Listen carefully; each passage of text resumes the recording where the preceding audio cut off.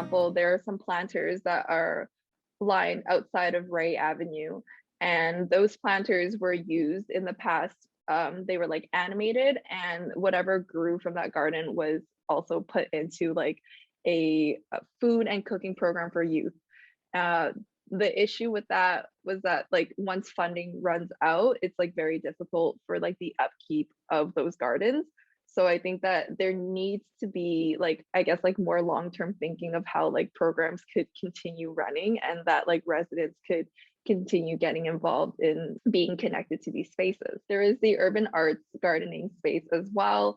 Um, and because of COVID and the way that that's affected getting participants to partake in like gardening, as well as just the capacity of employees there, it's like hard to manage and upkeep those as well. So I was able to at least like help out with it last year, just because I had access to a car and was able to pick up gardening supplies.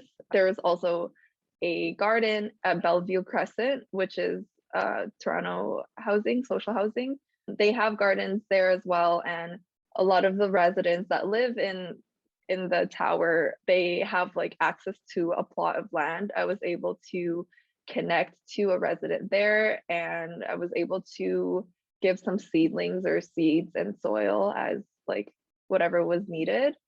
And the last site was at the back of the neighborhood center, Weston King Neighborhood Center. They do a lot of community programming there, whether it's like laundry service, it's helping with taxes or with food services, and they have a gardening plot back there as well. So I guess like the common theme are just like different institutions that are like for social programming or like social causes, and they tend to have spaces that could be used for gardening. I was able to connect to them and also like connect residents to like the different sites.